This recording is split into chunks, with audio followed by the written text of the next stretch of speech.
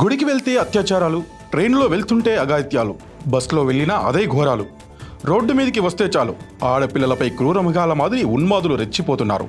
మరి ప్రభుత్వం ఏం చేస్తుంది? పోలీసులు నిమ్మకు నీరెత్తినట్టు వ్యవహరిస్తున్నారా? షీ టీమ్స్ పెట్టాం, ఒక్కటి కూడా అత్యాచార ఘటన జరగకుండా చూసుకుంటాం అని ప్రగల్భాలు పలికారు అధికారులు. మరి ఈ ఘటనలకు ఎవరు బాధ్యులు? అమాయకుల ఆక్రందనలు పట్టించుకోరా?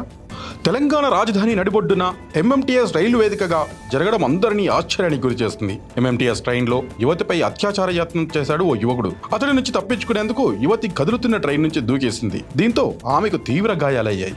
గుడికి వెళ్తే కూడా వదలట్లేదు ఉన్మాదులు. అలాంటి దారుణ సంఘటన నాగర్ కర్నూలు జిల్లాలో చోటు చేసుకుంది. ఓ యువతిపై 8 మంది యువకులు సామూహిక అత్యాచారానికి పాల్పడ్డారు. దైవ దర్శనానికి వెళ్లిన యువతిపై ఈ అఘాయిత్యం జరిగింది. మహబూబ్నగర్ జిల్లాకు చెందిన యువతి తన బంధువుతో కలిసి ఊర్కొండపేట ఆంజనేయ స్వామి దేవాలయానికి వెళ్లింది. శనివారం సాయంత్రం మొక్కులు తీర్చుకుంది. రాత్రి అక్కడే నిద్ర చేయడానికి సిద్ధమయ్యారు. యువతి కాలకృత్యాల కోసం సమీపంలోని గుట్ట ప్రాంతానికి వెళ్లింది. అక్కడ మాటు వేసి ఉన్న యువకులు ఆమెను అటకాయించారు. వెంట వచ్చిన బంధువులపై దాడి చేశారు. అతని చేతులు కట్టేసి యువతిని బలవంతంగా గుట్ట ప్రాంతంలోకి తీసుకెళ్లారు.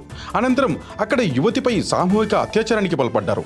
నిందితులు ఊర్కొండపేట గ్రామానికి చెందిన వారిని పోలీసులు గుర్తించారు. అత్యాచార ఘటనలో 8 మంది పాల్గొనగా 6 అదుపులోకి తీసుకున్నారు. మిగతా 2 ఆచూకీ లభించలేదు.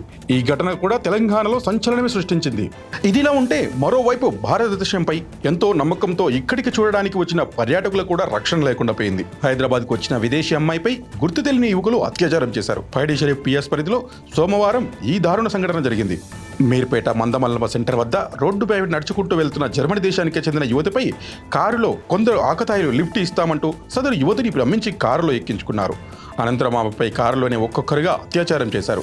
ఘటన తర్వాత నేరుగా పైడి షరీఫ్ పిఎస్కి వెళ్లి జర్మనీ అమ్మాయి ఫిర్యాదు చేసింది. ఇవన్నీ కూడా గత 2-3 రోజుల్లో వెలుగు చూసిన ఘటనలే. ఇంకా బయటికి రాని అఘాయిత్యాలు ఎన్నో.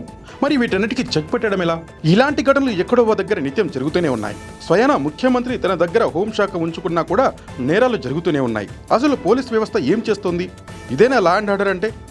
అమాయక ఆడపిల్లల జీవితాలు నాశనం చేస్తుంటే ఎవరూ పట్టించుకోరా అంటూ ఆగ్రహం వ్యక్తం చేస్తున్నారు ప్రజలు. ఇప్పటికైనా మేల్కొని ఇక ముందు ఇలాంటి దారుణ ఘటనలు జరగకుండా చర్యలు తీసుకోవాలని, పోలీసు వ్యవస్థ పటిష్టం చేయాలని ప్రజలు కోరుకుంటున్నారు.